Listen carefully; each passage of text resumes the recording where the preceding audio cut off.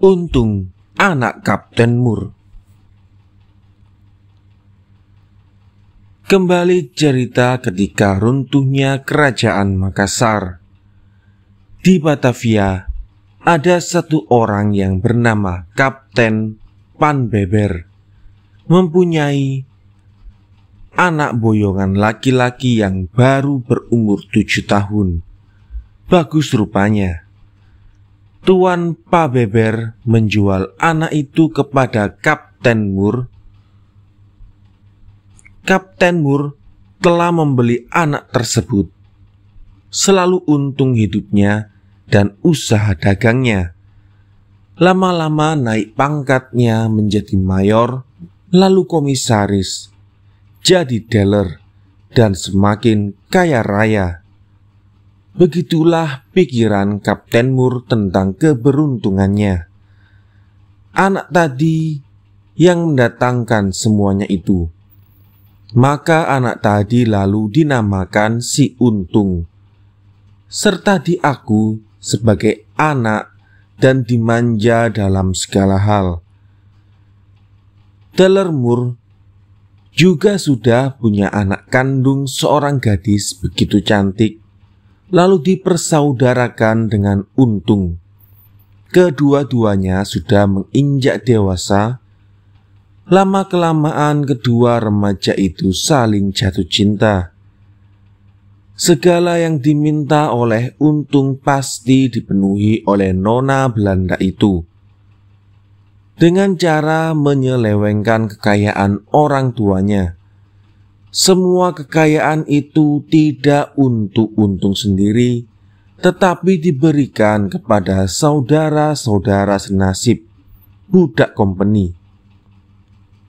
Orang Bali, Bugis, Makassar, sejumlah 80 orang menjadi kaya berkat pemberian Untung tadi, serta menjadi saudara Sinarawedi. 80 orang tadi merasa berhutang budi dengan Untung.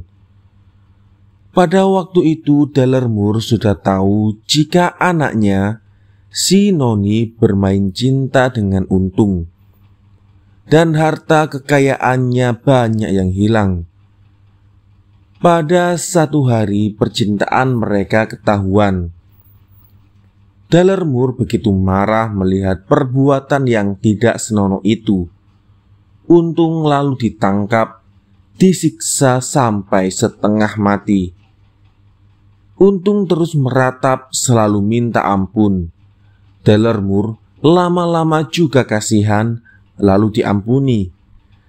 Setelah sekian waktu kemudian Untung bermain cinta lagi dengan si nona Belanda itu, lalu ketahuan lagi oleh Dealer Mur. Si Untung ditangkap, dimasukkan penjara, dan disatukan dengan penjahat lainnya. Ia dipasung dengan kaki yang dirantai dan dibebani besi yang berat. Anak gadis Dealer Mur kasapu sampai setengah mati. Orang-orang yang dipasung itu keadaannya sangat menyedihkan. Jumlahnya ada 60 orang. Selang beberapa waktu Untung mempengaruhi mereka. Teman-teman, bagaimana perasaanmu jika keadaan terus seperti ini? Kita bisa mati di tempat pemasungan ini. Mereka menjawab, Untung, kita ini mau bagaimana? Kita bergerak saja tidak bisa. Rasa-rasanya mustahil. Jika bisa lepas. Yang pertama, balok ini terbuat dari besi. Begitu kuatnya. Kedua, kita ada di dalam gedung.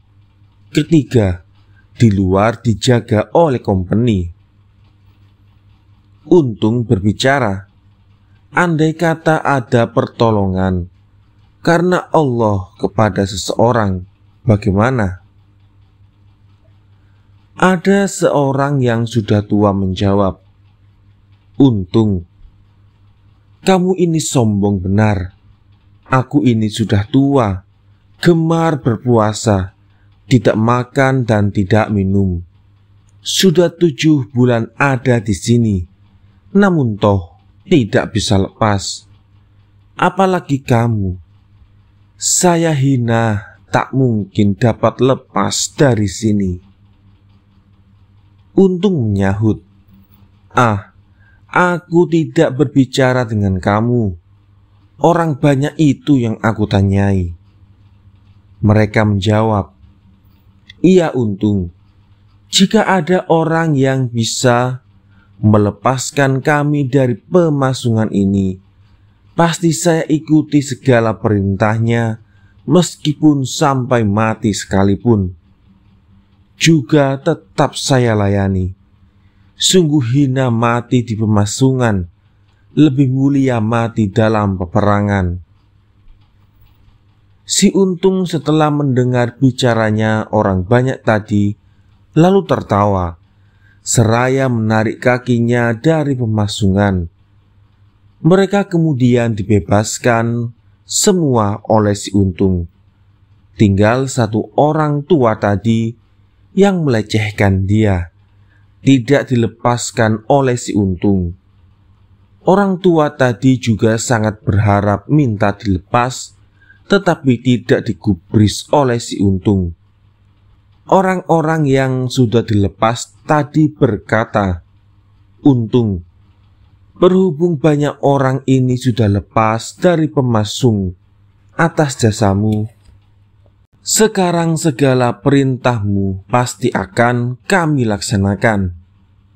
Untung menjawab, aku akan berniat mengamuk dengan orang Belanda. Saudara-saudara inilah yang akan saya ajak mengamuk. Orang banyak itu menyambut, jika demikian yang menjadi kehendakmu, berilah kami senjata dan makanan, berhubung sudah lama tidak makan. Biarlah kami menjadi kuat mengamuknya. Untung bicara sambil tertawa. Ya, tinggallah di sini saja, biar aku pergi sendiri. Maka ia segera mencongkel pintu penjara. Kuncinya melesat. Untung ingat bila punya pisau yang sakti. Kompeni yang jaga di situ ditusuk, tewas seketika. Kunci pintu penjara dicoba lagi. Ia lalu pergi untuk mencari saudara-saudaranya. Di jalan berjumpa dengan saudara-saudaranya 2 orang. Untung dirangkul dan ditangisi, lalu dibawa pulang ke rumahnya. Saudara yang lain lalu diundang juga oleh si Untung. Di situ sudah datang semua, jumlahnya 80 orang. Untung berkata, minta disediakan nasi, panganan, dan rokok yang banyak. Ia juga minta disediakan senjata tombak, keris, serta pedang. Saudara-saudaranya mengabulkan segala permintaan si Untung. Mereka juga bersedia untuk membantu, ikut mengamuk. Ia sangat senang mendengar kesanggupan mereka memberi bantuan seperti yang dimintanya. Juga kesediaan untuk membantu berperang. Nasi dengan segala sesuatunya serta senjata lalu dibawa oleh saudara-saudaranya ke penjara. 60 orang di dalam penjara itu disuruh makan. Mereka lalu asyik makan bersama. Terdengar kecap-kecapnya. Mereka sangat kagum kepada Untung. Selesai makan lalu memilih senjata sesuai dengan kesenangan masing-masing. Selanjutnya mereka lalu diatur di halaman penjara, serta diminta untuk berhati-hati. Tidak lama sesudah itu datanglah 9 kopral pasukan kompeni ganti giliran berjaga. Untung dan kelompoknya segera menerjang 8 di antara 9 kopral itu, tewas. Seorang yang lain berlari melapor kepada atasannya. Kemudian kompeni memerintahkan ganti memukul. Satu brigada diberangkatkan ke penjara. Setibanya di penjara mereka melancarkan tembakan. Si Untung menyambutnya. Terjadilah perkelahian yang seru. Dengan tangkas Untung menusuk lawan-lawannya ke kanan dan kiri. Di tengah-tengah tembakan. Tetapi tak ada yang mengenai tubuh Untung. Satu brigada itu tewas semua. Bantuan terus berdatangan.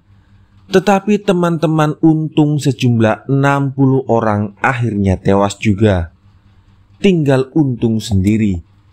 Ia lari dan diburu serta dihujani tembakan tetapi tidak kena. Untung lari menyelinap di benteng ngalang-alang.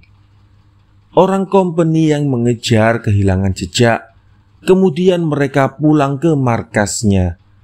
Setelah peristiwa itu, setiap malam secara sembunyi-sembunyi si Untung masuk ke kota, menemui saudara-saudaranya.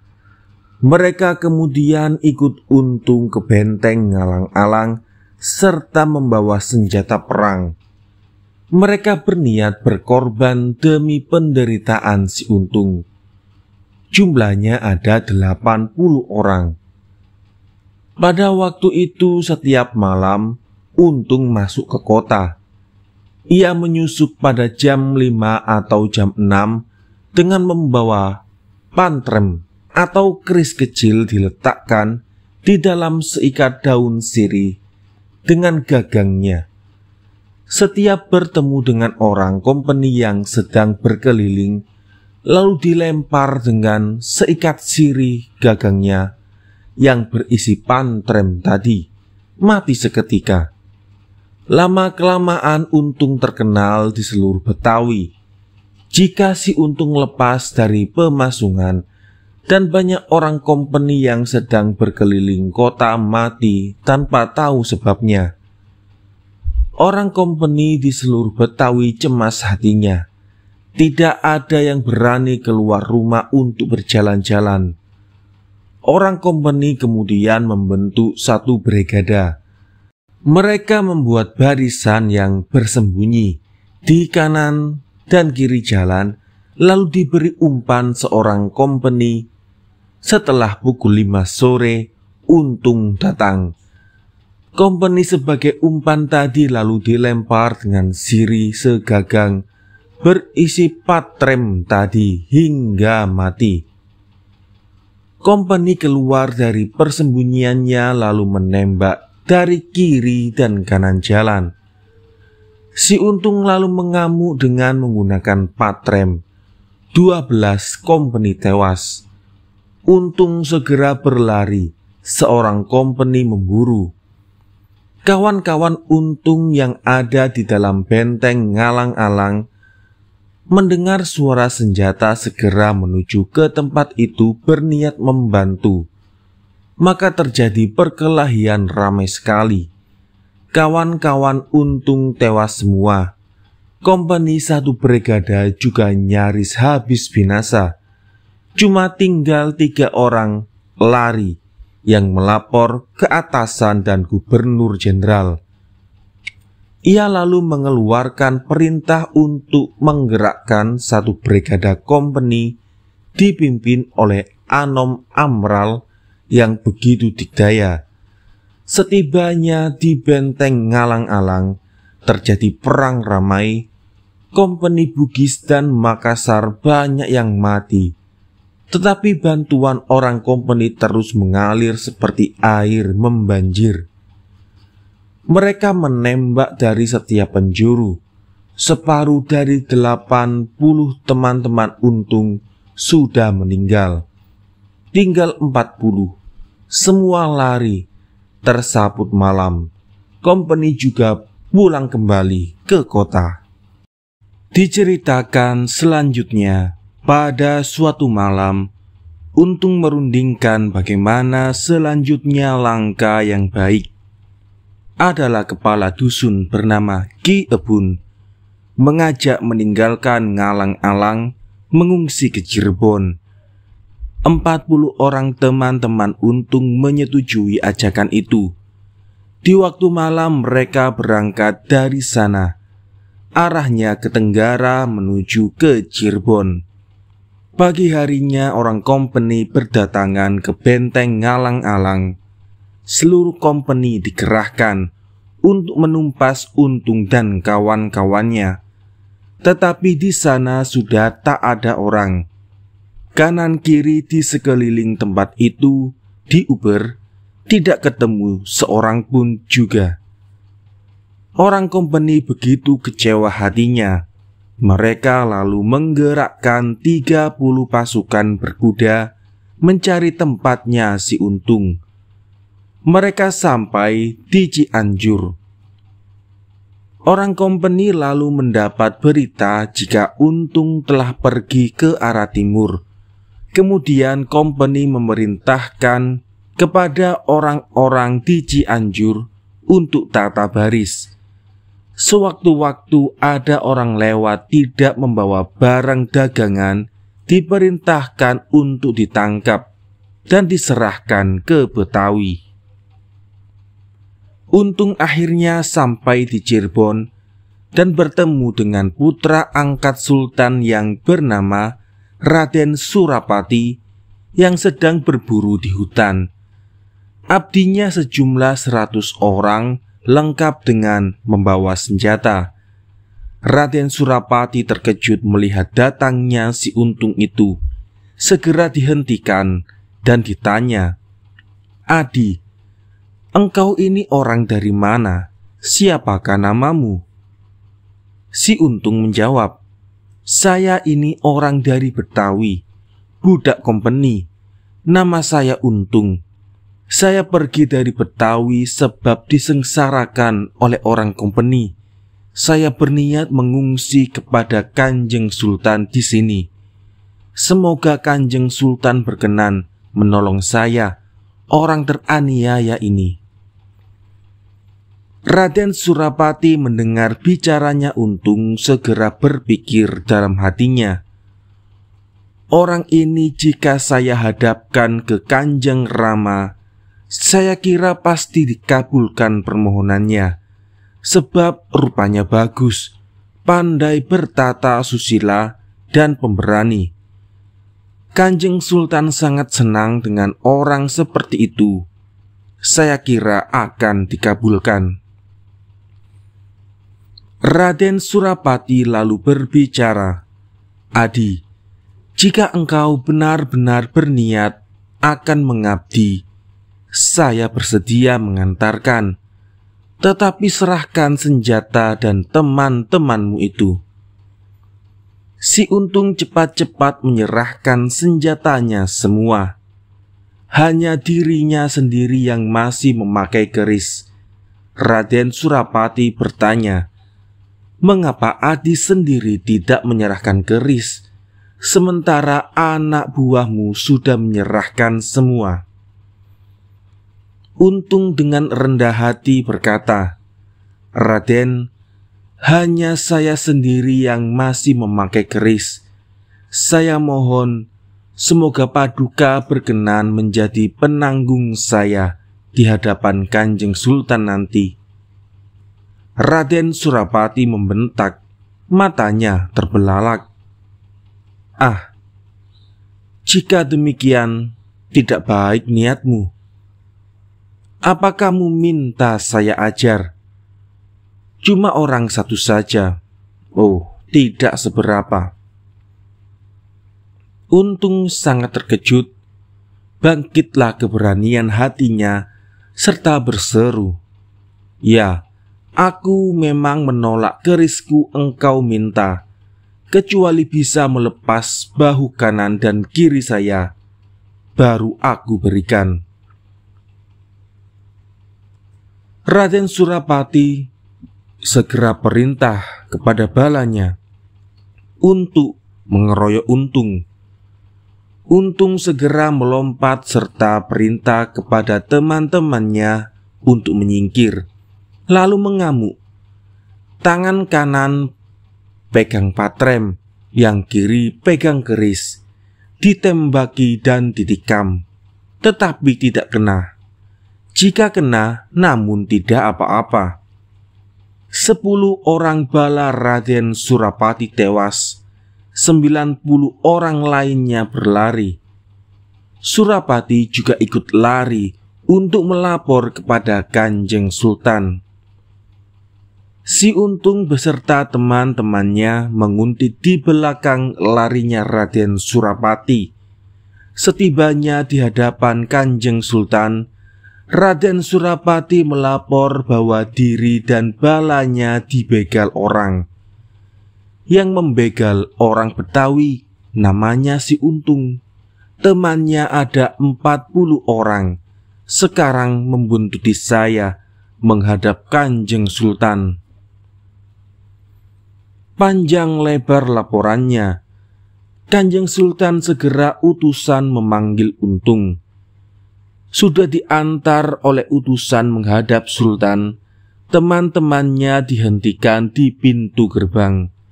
Setibanya di hadapan Kanjeng Sultan, terus berbakti dan bersujud. Kanjeng Sultan bertanya, "Untung, kedatanganmu di negaraku ini, berapakah anak buahmu?" Si Untung menjawab, "Teman saya cuma 40 orang." Setelah mendengar jawaban itu, Kanjeng Sultan sangat marah kepada Surapati. Katanya, "Surapati, kalau begitu justru kamu yang lebih jahat. Tidak ada adatnya 40 orang berani melawan orang 100. Apalagi Untung itu orang pendatang dari jauh. Pasti tidak mungkin berani berbuat yang tidak baik kepada orang asli di sini. Mengapa kamu bertingkah laku seperti itu? Kamu saya angkat jadi anak saya, tidak kekurangan segala pemberian saya. Akhirnya kamu berbuat hina terhadap negaraku. Orang Cirebon, segera tangkaplah si Surapati." Raden Surapati setelah tertangkap, kemudian dilaporkan ditikam di alun-alun, sudah meninggal dunia. Kanjeng Sultan berkata kepada Untung, "Untung, kamu jangan takut lapor sama saya, sebab saya sudah tahu yang menjadi niatmu untuk mengungsi di negara saya. Besar penerimaan saya, tetapi saya tidak mampu menerima kamu, sebab negara saya cuma kecil. Saya hanya mempunyai petunjuk. Lanjutkan perjalananmu ke timur. Mengungsilah kepada Raja Mataram. Beliau yang nampaknya mampu menerima kamu, sebab negaranya besar, memerintah orang di seluruh tanah Jawa. Dan saya tahu, kamu rupanya sudah dipastikan oleh kehendak Allah. Semua keturunanmu kelak menjadi musuh orang Belanda. Saya memberi wasiat nama kepadamu. Pakailah nama Surapati. Sudah, berangkatlah. Saya mendukung dalam doa saja." Untung begitu berterima kasih, menyembah serta mencium kaki Kanjeng Sultan. Anak buahnya sangat bersyukur karena memperoleh restu dari seorang raja mukmin. Raden Surapati berkata, "Sekarang kehendak saya, Ki Ebun ini saya beri nama Ebun Jaladria, menjadi pimpinan orang 40 ini, sebab engkau yang paling tua." Teman-teman yang 40 orang itu mendukung semua, lalu berangkat ke timur. Setelah sampai ke Malang, lalu belok ke selatan, sampai di tanah Banyumas, berhenti di desa Aji Barang. Di situ ada 2 petinggi bersaudara bernama Saradenta dan Saradenti. Dua orang tadi diangkat jadi raja oleh Raden Surapati dengan nama Prabu Saradenta dan Saradenti, lalu menaklukkan desa-desa di sekitarnya. Setelah banyak balanya, lalu menyerang negara Banyumas. Adipati Banyumas kalah perangnya, tergusur dari kota dan menyusun barisan di sebelah timur kota Banyumas. Prabu Saradenta dan Saradenti serta Raden Surapati menduduki kota. Ki Ebun Jaladriya kemudian diangkat menjadi patih. Pada waktu Raden Surapati berbisik-bisik kepada Ki Ebun Jaladriya, "Bapak Bun, engkau tetaplah tinggal dalam barisan dan jangan berhenti mengalahkan petinggi-petinggi di sekitar sini. Saya akan pergi ke Kartasura, berniat mengabdi ke Sang Prabu Amangkurat. Jika rajamu bertanya, jawablah sedang pergi bertapa ke gunung. Tetapi pesan saya kelak, jika ada utusanku membawa pertanda cincin saya ini, tangkaplah rajamu, serahkan kepadaku."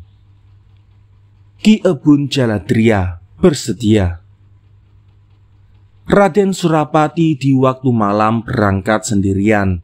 Tujuannya sudah sampai di Kartasura, singgah di rumah Adipati Nerangkusuma. Raden Nerangkusuma bertanya, "Adi, engkau ini orang dari mana dan siapakah namamu?" Raden Surapati menjawab, "Saya orang dari Betawi, nama saya Surapati. Kedatangan saya mengungsi, mencari hidup, berniat mengabdi di sini, atau dihadapkan kepada Sang Prabu. Terserahlah. Adapun sebab saya pergi dari Betawi, karena saya dianiaya oleh orang kompeni. Misalnya kelak saya diminta oleh orang kompeni, janganlah saya dipertahankan. Perintahkan saja untuk menangkap saya. Hanya permintaan saya, orang-orang Jawa yang ikut-ikut cukup menonton saja. Saya sendiri yang akan menghadapi apa maunya orang kompeni." Raden Nerangkusuma setelah mendengar laporan Surapati sangat kasihan hatinya, sangat senang melihat rupanya bagus dan masih muda.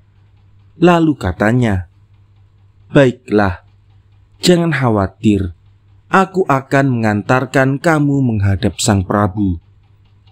Raden Surapati kemudian diterima dan disambut sebagaimana mestinya, bahkan dijadikan saudara muda. Bahkan setiap hari diajak makan bersama. Adapun Bupati Banyumas setelah kalah perang dengan Saradenta lalu melapor ke Kartasura.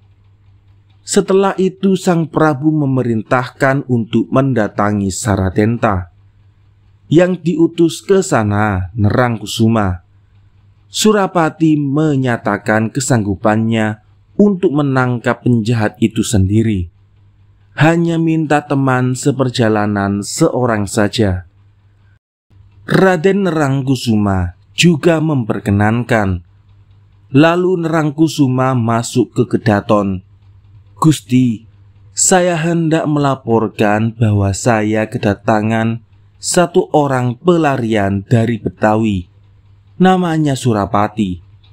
Ia berniat mengabdi kepada Sang Prabu, mengungsi mencari hidup, sebab dianiaya oleh orang kompeni. Jika kelak diminta oleh orang kompeni, silakan memberikan saja. Tetapi orang kompeni sendirilah yang harus menangkapnya. Orang Jawa jangan ada yang ikut-ikut, supaya melihat saja. Si Surapati sendiri yang akan menghadapi orang-orang kompeni itu. Meskipun dikeroyok oleh 1000 orang, Surapati tidak takut. Sekarang ini waktu saya akan melabrak pemberontakan di Banyumas. Surapati bersedia menangkap dan membunuh para pemberontak itu. Itulah Sang Prabu laporan saya. Saya mohon kabulkanlah permohonannya itu. Jika benar-benar ia dapat memadamkan pemberontakan itu, dapat diterima pengabdiannya. Tetapi kalau tidak dapat, diusir saja. Jawab Sang Prabu, Nerangkusuma, apa yang menjadi kehendakmu saya tidak keberatan, sebab saya sudah percaya kepadamu. Nerangkusuma begitu senang hatinya, lalu pulang.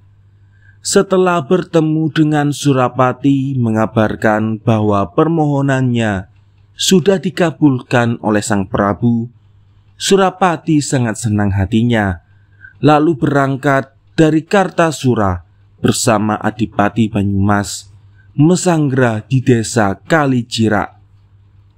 Raden Surapati lalu mengirim utusan 2 orang untuk menyampaikan cincin kepada Ki Ebun Jaladria.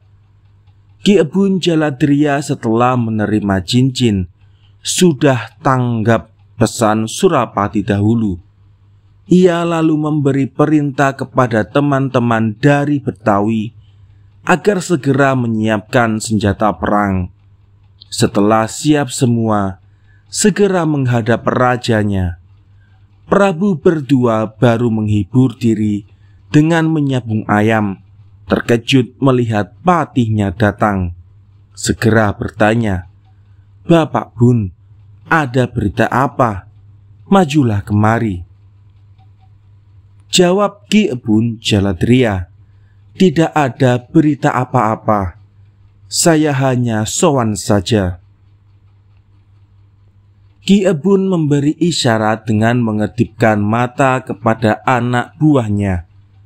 Mereka segera menubruk Prabu Saradenta dan Saradenti, lalu diikat. Balanya bubar semua.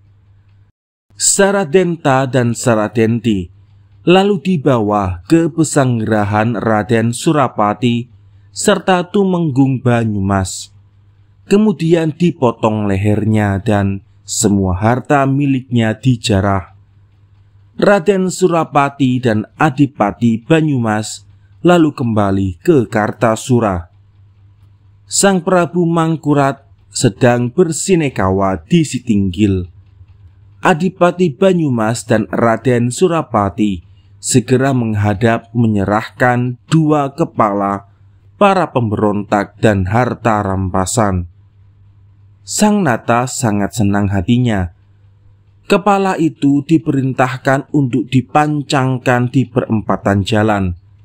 Raden Surapati dan teman-temannya sejumlah 40 orang diganjar uang dan pakaian. Mereka diterima untuk mengabdi, tetapi diserahkan ke Raden Rangkusuma saja. Sang Prabu pulang ke Kedaton.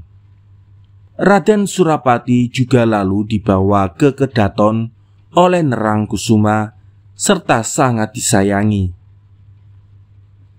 Terbetik berita di kota Betawi, orang-orang kompeni sudah tahu jika Si Untung sekarang sudah mengabdi kepada Sang Prabu Kartasura. Sangat disayang serta sudah ganti nama menjadi Raden Surapati. Gubernur Jenderal dan para rat lalu berunding. Orang kompeni ditanya siapa yang berani berperang dengan Surapati. Orang kompeni tak ada yang bersedia melawan Surapati, sebab sudah tahu sepak terjangnya jika berperang. Gubernur Jenderal pusing, lalu mengeluarkan perintah. Siapapun yang dapat menangkap Surapati, besar ganjarannya dan akan diberi pangkat yang tinggi.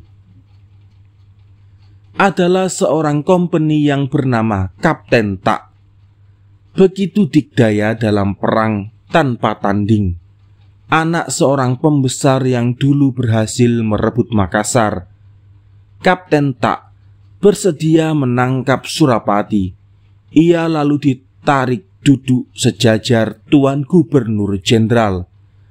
Para rat dan para tuan opsir lalu memberi hormat ganti-ganti. Kapten Tak tadi tinggi, gagah perkasa, sering memakai mahkota emas, berbadong, dan bergelang emas. Jika dipandang seperti raja raksasa, waktu itu Kapten Tak sudah mendapat perintah bersiap-siap dengan diikuti 100 orang kompeni, hadiah-hadiah dan surat yang harus diserahkan kepada Sang Prabu. Setelah lengkap semuanya, berangkatlah mereka dengan naik perahu. Perjalanan sudah sampai di Jepara. Kumendur di Jepara segera menjemput. Kapten Tak dan semua kompeninya lalu dibawa ke loji. Kapten Tak lalu mengutus seorang ajudan, seorang sersan menyampaikan surat dari Gubernur Jenderal untuk disampaikan kepada Sang Prabu. Utusan sudah sampai di Kartasura. Sang Nata sedang bersinekawah.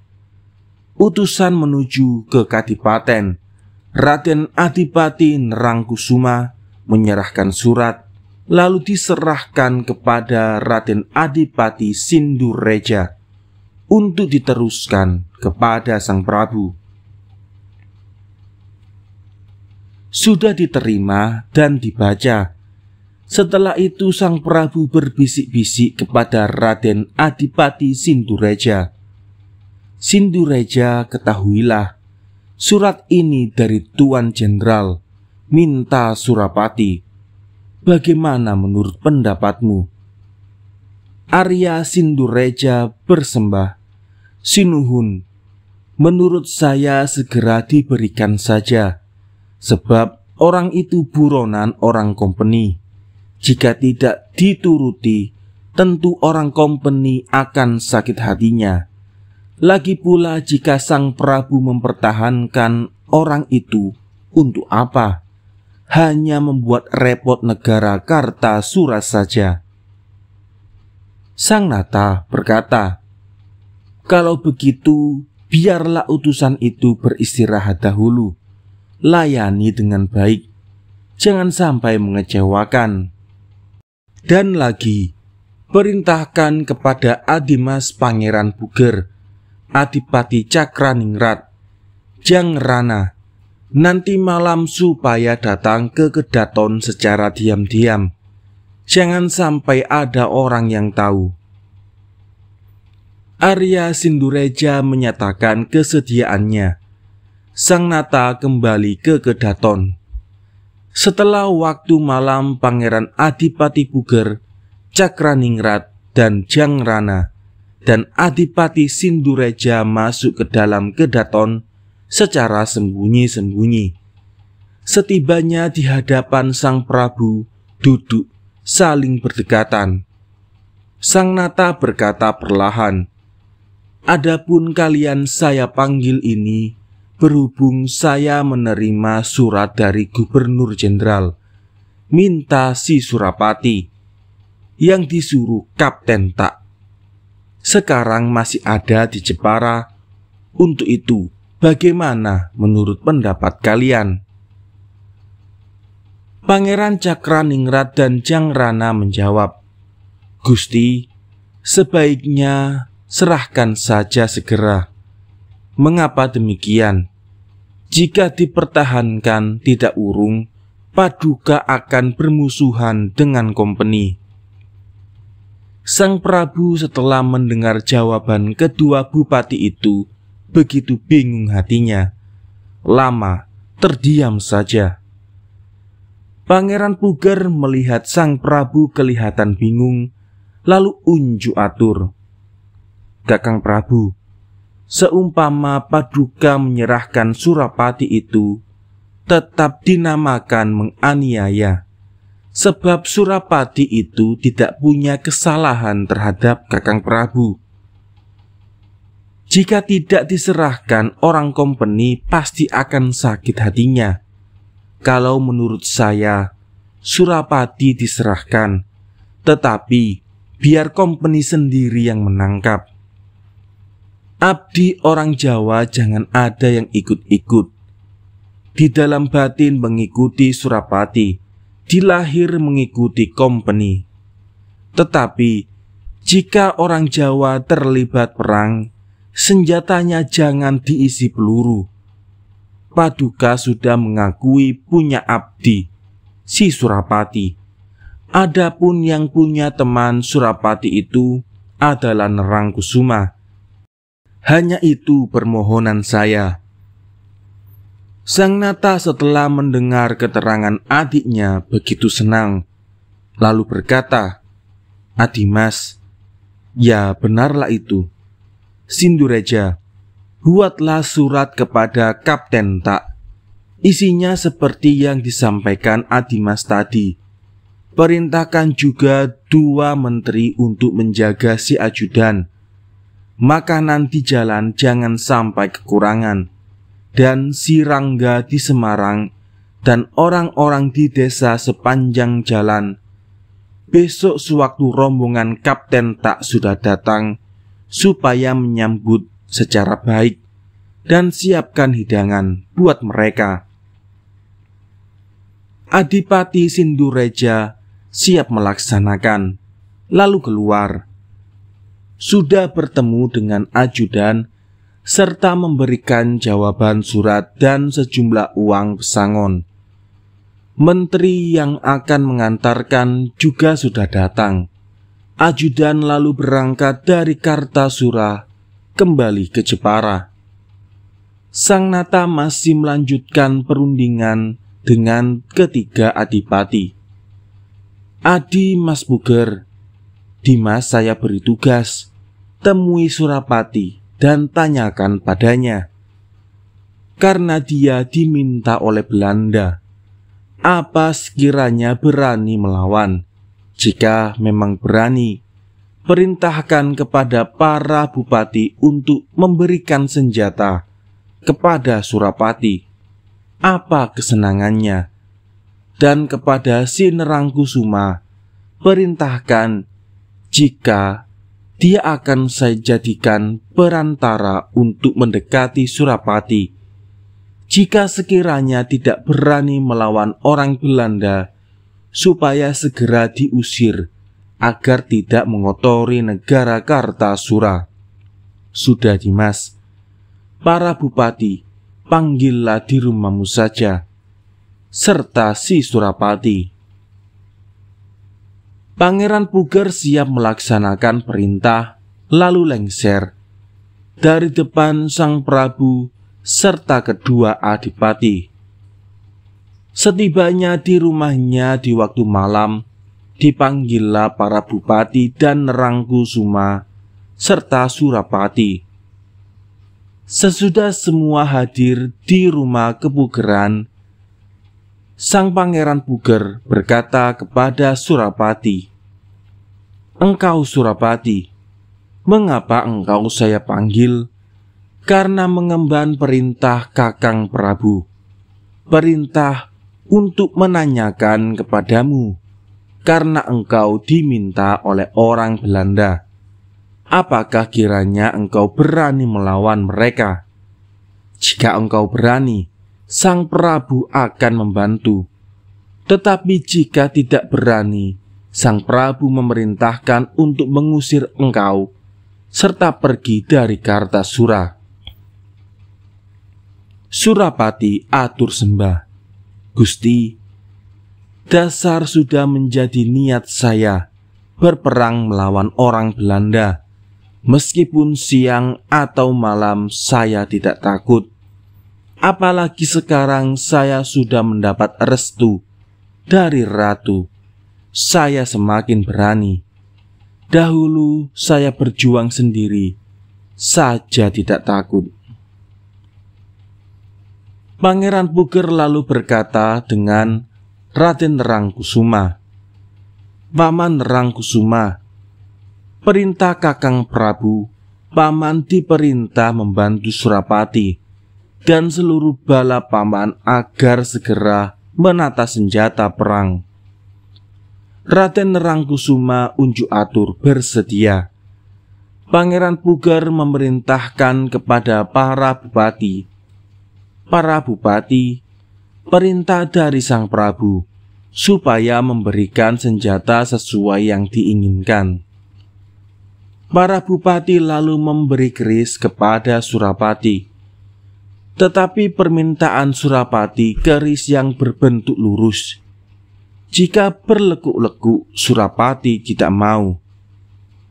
Setelah itu lalu mereka berpisah pulang ke tempat masing-masing.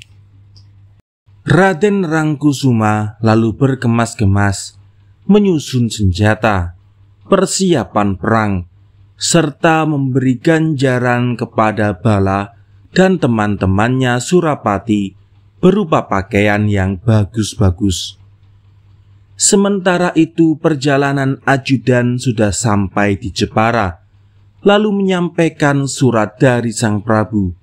Sudah diterima oleh Kapten Tak dan dibaca. Setelah membaca, Kapten Tak sangat senang, lalu berangkat dari Jepara beserta para kompeninya. Mereka sudah sampai di Semarang, bermalam 3 hari lamanya. Ki Rangga di Semarang telah menyambut dengan jamuan yang enak-enak. Sesudah itu Kapten Tak lalu berangkat. Ki Rangga juga mengantarkan. Setibanya di Kener, beristirahat lagi di situ.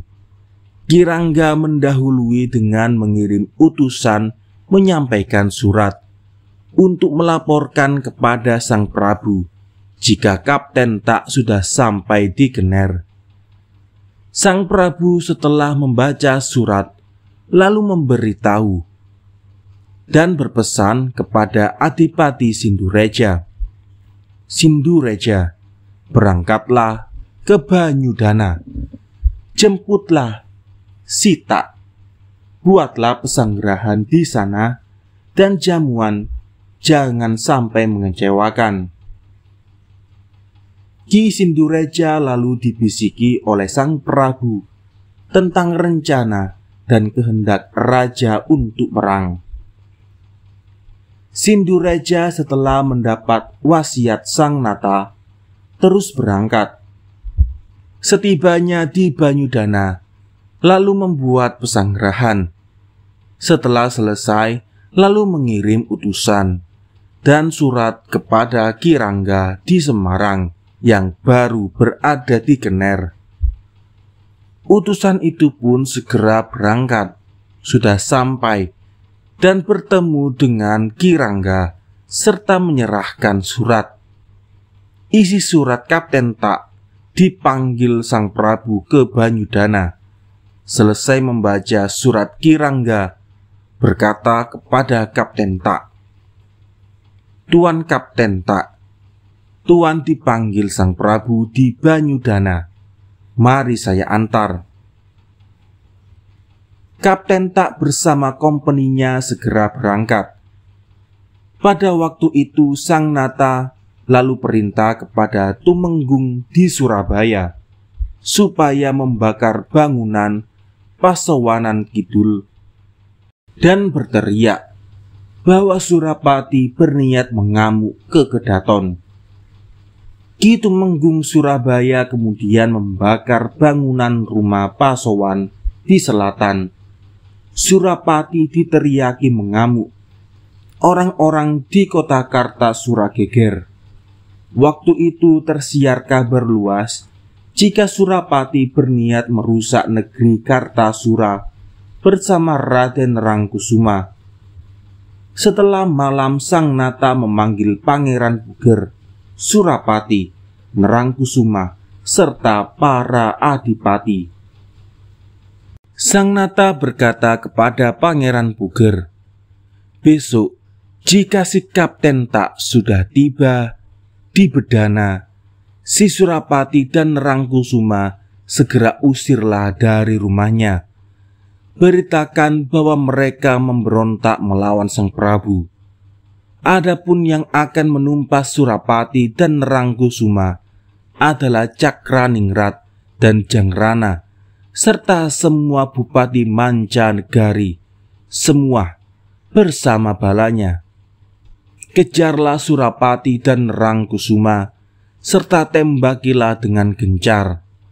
Tetapi jangan ada yang menggunakan peluru tajam.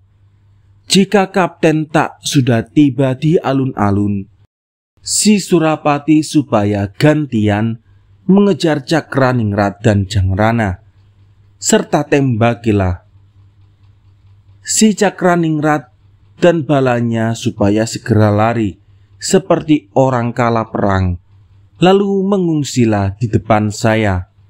Si Surapati mendesaklah ke alun-alun, lalu perang dengan si Tak di alun-alun, supaya bisa dilihat perang Surapati dengan orang kompeni.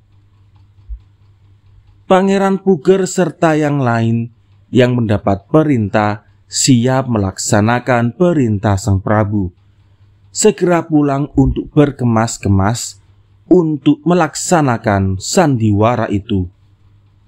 Dikabarkan perjalanan Kapten Tak sudah sampai di Banyudana bersama kompeninya. Ki Adipati Sindureja menyambut serta bersalaman. Sindureja sangat hormat. Kapten Tak beserta pengikutnya begitu suka.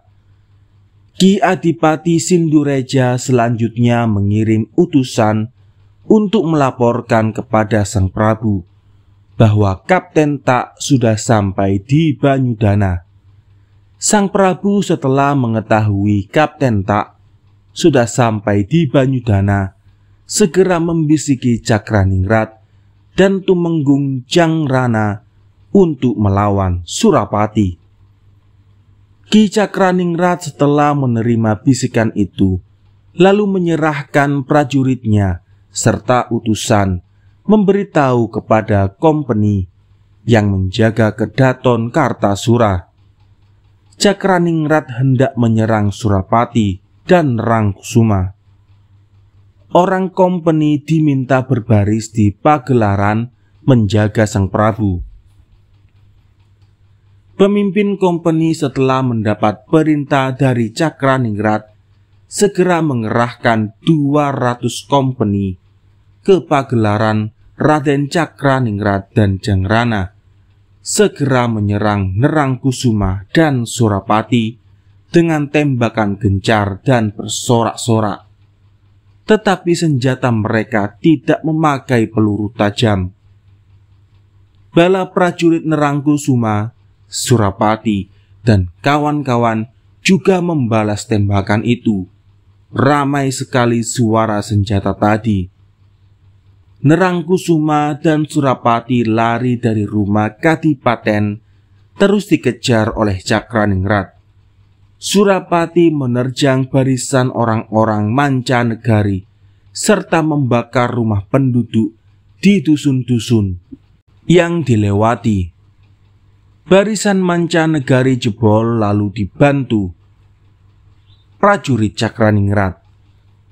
Sementara itu Kapten Tak yang ada di Banyudana berbicara dengan Ki Sindureja. Raden Adipati, saya datang di sini semata-mata melaksanakan tugas dari Tuan Gubernur Jenderal dan para rat. Pertama, mempersembahkan upeti berupa kain beludru, renda, dan lain-lainnya kepada Sang Prabu. Kedua, untuk meminta si Surapati, akan saya tangkap sendiri. Sang Prabu memberi izin saja, sebab orang itu sangat besar dosanya kepada kompeni. Ki Adipati Sindureja menjawab, Tuan, ketahuilah bahwa Surapati itu selamanya tidak mengabdi kepada Sang Prabu, tetapi kepada Raden Adipati Nerangkusuma saja. Maka ketika Sang Nata menerima surat yang tuan dulu, Sang Prabu mau menyerahkan hidup-hidup dan dalam keadaan terikat kepada tuan. Tetapi Raden Nerangkusuma begitu mempertahankannya. Jadi sekarang Nerangkusuma itu membangkang kepada Sang Prabu. Dugaan saya tuan-tuan besar di Betawi dan tuan sendiri di sini belum tahu bahwa Sang Prabu sekarang bermusuhan dengan patihnya. Malahan kemarin Surapati berniat mengamuk di Kedaton, sudah membakar balai pertemuan selatan. Berkat bantuan Pangeran Puger, Surapati berhasil diusir dari Kedaton. Kapten Tak setelah mendengar keterangan Sindureja, lalu membanting topi dan menghentakkan kakinya sambil menggigit kumisnya, serta memaki-maki Surapati. Merah padam mukanya, serta nanar matanya. Semua yang melihat jadi takut, lalu berbicara lantang, "Raden Adipati, tunggu saja sampai besok. Si Surapati pasti mati oleh tangan saya." Tak lama kemudian Kapten Tak mendengar suara senjata bersahut-sahutan, seperti gunung muntah. Ia melihat asap tebal dari rumah yang terbakar menjulang tinggi. Kapten Tak bertanya, "Raden Adipati, suara senjata apakah itu?" Tidak kunjung berhenti, juga serta asap tebal yang membumbung ke atas. Raden Sindureja menjawab, "Ya Tuan, itulah situasi perang antara Surapati Nerangkusuma dengan Sang Prabu. Marilah segera berangkat membantu Sang Prabu. Jangan sampai Sang Prabu kalah." Kapten Tak berbicara, "Baiklah, mari segera berangkat membantu Sang Nata. Tetapi saya terus berperang saja, tak usah melapor Sang Prabu. Jika Surapati sudah tertangkap saja, saya menghadap." Ki Sindureja mencegah, "Tuan, saya takut jika memperkenankan Tuan akan terus berperang. Sebaiknya Tuan menghadap Sang Prabu terlebih dahulu. Sebaiknya Tuan berperang atas izin Sang Nata terlebih dahulu." Kapten Tak menurut kepada Ki Sindureja. Lalu mereka berangkat beserta kompeni memenuhi jalan. Perjalanan dipercepat, sudah sampai di alun-alun Kartasura. Kompeni dibariskan di sebelah utara beringin kurung. Kapten Tak dan Ki Sindureja sowan naik ke Sitinggil. Setibanya di hadapan Sang Prabu, Ki Sindureja melapor, "Gusti, ini orangnya yang bernama Kapten Tak. Saya bawa untuk dihadapkan kepada Sang Prabu Paduka." Sang Prabu lalu menyambut dan bersalaman. Kata Kapten Tak, "Sinuhun, saya menyampaikan salam dari Tuan Gubernur Jenderal serta para rat, semua dari Betawi. Kedua, saya menyampaikan kiriman dari Tuan Jenderal di Betawi berupa harta benda bermacam-macam. Saya persembahkan kepada Sang Prabu. Ketiga, saya diutus untuk meminta pelarian orang kompeni yang ada di sini, bernama Untung atau Surapati, sebab kesalahan dan dosanya sangat besar terhadap kompeni. Semoga Sang Prabu berkenan mengabulkan, yang akan menangkap saya sendiri atas izin Sang Prabu." Jawab Sang Nata, Kapten, atas kiriman dari Tuan Jenderal saya ucapkan terima kasih. Tentang Surapati, Tuan tidak perlu susah, saya akan membantu. Tetapi ketahuilah bahwa Surapati sudah bulat tekadnya bersatu dengan patih saya yang bernama Nerangkusuma memusuhi negara. Malahan saya sudah mengutus 2 orang bupati beserta balanya untuk merusak kepatihan dan menangkap Nerangkusuma dan Surapati. Sekarang sedang ramai perangnya. Engkau saya minta di depan saya saja, sebab saya sangat khawatir jika kedua bupati akan kalah perangnya. Tentu Surapati akan mendesak dan merusak Kedaton. Siapa yang saya mintai tolong lagi kalau bukan Tuan? Maka saya minta kalian berbarislah saja di alun-alun. Meskipun kalian berperang, selalu ada di depan saya. Kapten Tak setelah mendengar perintah Sang Prabu itu amat senang hatinya, lalu unjuk atur. Sinuhun, Sang Prabu, tak usah khawatir. Jika saya masih hidup, si Surapati ibarat sudah berada di genggaman tangan saya. Pasti akan mati oleh saya. Kapten Tak lalu turun dari setinggil menata barisannya. Ki Adipati Sindureja segera mengirim utusan surat kepada Cakraningrat dan Tumenggung Jangrana.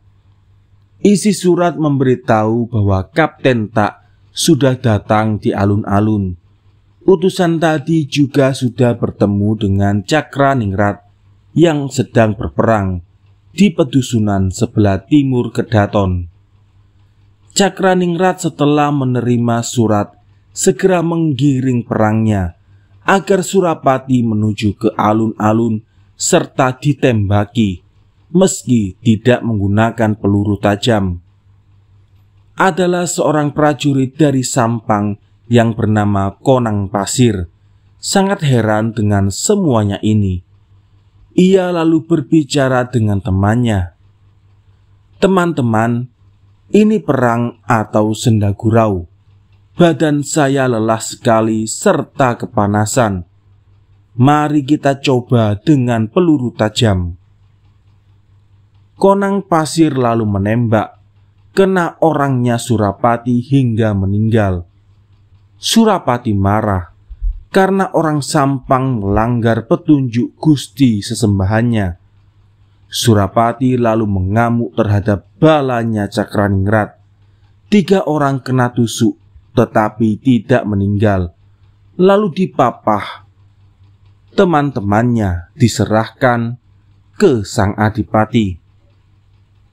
Adipati Cakraningrat setelah melihat prajuritnya luka justru senang, sebab ada bukti-bukti kalau benar-benar ada peperangan. Cakraningrat lalu berlari bersama balanya sambil membawa korban luka-luka. Surapati mengejar mereka sambil menembaki. Larinya Cakraningrat tadi sudah sampai di alun-alun. Teman-teman yang luka tadi dibawa lewat di depan barisan kompeni. Ki Adipati Sindureja lalu berkata kepada Kapten Tak, orang-orang Sampang sudah kalah perangnya. Tuan supaya berhati-hati. Kapten Tak setelah melihat orang Sampang begitu marah, membanting topinya, serta perintah menabuh tambur 17 tel. Dipukul bersama, suaranya berdentang-dentang. Tidak lama kemudian Surapati beserta balanya datang masuk ke alun-alun dengan bersorak-sorak. Para bupati segera menyambut perangnya Surapati dengan memberondong tembakan-tembakan. Surapati dan balanya lalu mengamuk. Para bupati dan para prajuritnya terpukul mundur. Mereka berlari mengungsi di belakang sang Prabu. Kapten Tak segera memberi komando kepada pasukannya untuk bersama menembak Surapati. Suaranya seperti guntur. Medan perang menjadi gelap sekali oleh asap mesiu. Surapati dan balanya mengamuk, menyusup ke tengah gelapnya asap mesiu. Ramai sekali perangnya. Bala Surapati dan Nerangkusuma banyak yang tewas. Bala Kompeni juga banyak yang tewas. Bangkai bertumpang tindih. Orang-orang yang berperang kadang-kadang menginjak bangkai-bangkai itu. Surapati lalu mundur ke tempat gong atau pagungan, berniat mau minum. Lalu ada utusan dari sang Prabu memerintahkan Surapati untuk maju lagi. Surapati pun maju disambut kapten Belanda bernama Brickman. Surapati ditusuk pedang berulang kali, tetapi tidak apa-apa, lalu membalas menusuk. Kapten juga tidak apa-apa. Surapati lalu diterkam oleh kapten serta digigit lehernya. Surapati sangat jijik kena air ludahnya, terus lari sebentar. Ingat jika menyimpan patrem, lalu ditarik dan kembali menghadapi Kapten Brickman. Kapten itu dipatrem lehernya, tewas seketika. Begitu melihat Kapten Brickman meninggal, maka Kapten Tak sangat marah. Ia kemudian memberi komando kepada para kompeni untuk menghujani tembakan ke arah Surapati dan menyerang dengan pedang, tetapi tidak ada yang kena. Raden Nerangkusuma datang dengan balanya. Semakin ramai perangnya. Orang Jawa dan Belanda banyak yang tewas. Kapten Tak dikeroyok, ditusuk tombak, tetapi ternyata kebal akan senjata. 4 keris Surapati bahkan patah. Kapten Tak begitu tangguh. Surapati beserta balanya mundur ke pagungan untuk sejenak beristirahat. Orang kompeni terus menembaki dari kejauhan.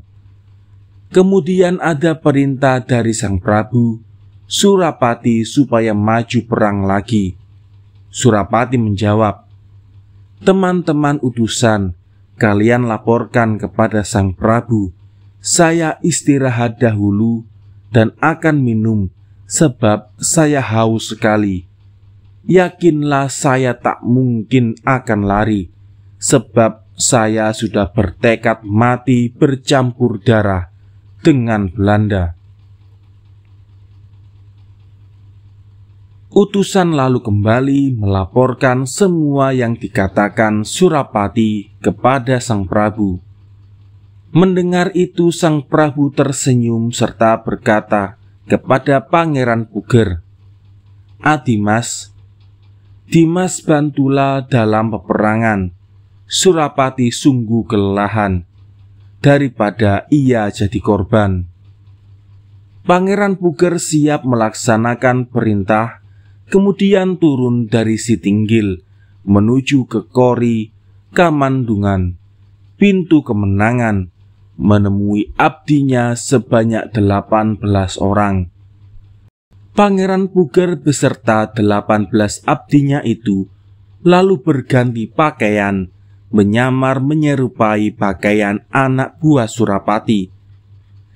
Setelah selesai berpakaian lalu berangkat ke barat, belok ke utara sampai di masjid, lalu belok ke timur, lewat pintu di masjid sampai di alun-alun. Surapati dan Nerangkusuma yang tahu kalau Pangeran Puger datang membantu, segera maju mengamuk. Pangeran Puger dengan menyandang tombak Kiai Pleret telah berhadap-hadapan dengan Kapten Tak. Kapten Tak lalu diterjang dengan tombak. Tulang iganya rontok sampai tulang belikat. Tewas seketika, tak berkutik lagi. Sisa pasukan kompeni lalu diamu oleh bala Surapati, serta bala Pangeran Puger menjadi hingga kocar-kacir, tewas semua. Tinggal 25 orang yang sempat lolos meninggalkan gelanggang perang. Ki Adipati Sindureja mengumpulkan orang-orang kompeni yang luka-luka tetapi masih hidup dibawa ke loji. Sang Prabu setelah perangnya Surapati begitu senang. Beliau memuji Pangeran Puger serta Surapati. Lalu utusan memanggil adiknya Surapati dan Rangkusuma. Ketiga-tiganya sudah tiba di hadapan Sang Prabu.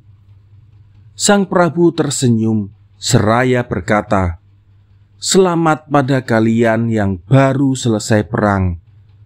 Ketiga-tiganya unjuk atur dan menyembah.